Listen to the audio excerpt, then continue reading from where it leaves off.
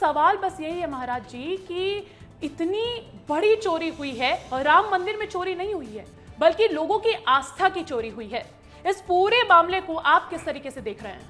देखिए, चोरी तो हुई है, हम भी इसको स्वीकार कर रहे हैं, लेकिन क्या होता है कि जब चोरी होती है उसकी जांच पे, क्या जांच पे किसी को भरोसा नहीं है जो इतना हल्ला मचा रहे हैं? भाई हम भी मानते हैं कि चोरी हुई है और उन चोरों को इतना कठोर दंड मिलेगा। महाराज जी मैं रोकूंगी, हल्ला क्यों नहीं मचाएंगे? 500 सालों के इंतजार के बाद राम मंदिर बन जाता है, भक्त गदगद हो जाते हैं इस बात को लेकर, और उसके बाद चोरी होती है, सवाल तो उठेगा। और हल्ला नहीं मचा होता महाराज जी, हल्ला नहीं मचा होता तो कैसे पता चलता? क्योंकि बात तो ये भी सामने आ रही है ना कि ट्रस्ट को तो पहले ही अंदर अंदर बात बता दी गई थी। हल्ला मचा है तभी देशवासियों को पता चला है कि देखिए आपको छला गया है, आपके द्वारा किया गया दान किसी के जेब में गया है। महाराज जी आपसे तो ये उम्मीद नहीं है, आप बात कीजिए सर। बिल्कुल मैं आपकी बात से पूर्ण रूप से सहमत हूं और उन लोगों को अभी जैसे बागेश्वर सरकार ने कहा कि उनका समूल नाश हो जाएगा जिन्होंने भगवान राम के चंदे के साथ इस प्रकार से छलावा किया, हमारे भारत देश की जनता के साथ छलावा किया। लेकिन हमें जांच पे भी तो भरोसा होना चाहिए।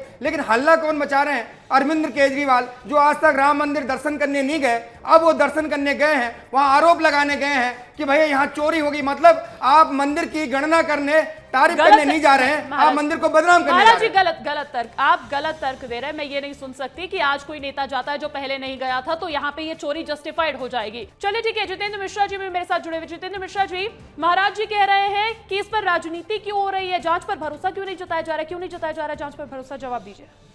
देखिए, जांच पर भरोसा अंजलि इसलिए नहीं जताया जा रहा है कि ये एक दिन की चोरी नहीं है। हाँ। कि हम भरोसा कर लें कि जांच होगी, उसके परिणाम आएंगे।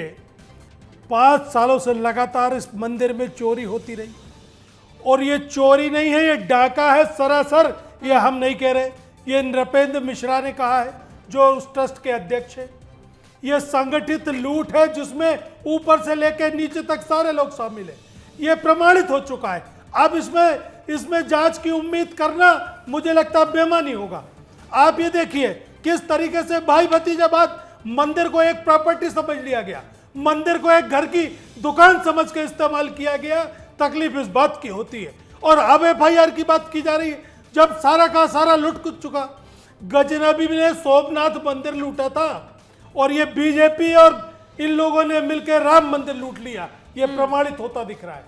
आप ये बताइए कि जिस तरीके से मेरे पास दस्तावेज है कि सुल्तान अंसारी की जमीन खरीदी, रवि पाठक, कुसुम पाठक, बिल्कुल आपके दस्तावेजों पे बात होगी, दस्तावेज तो कई सामने आ रहे हैं।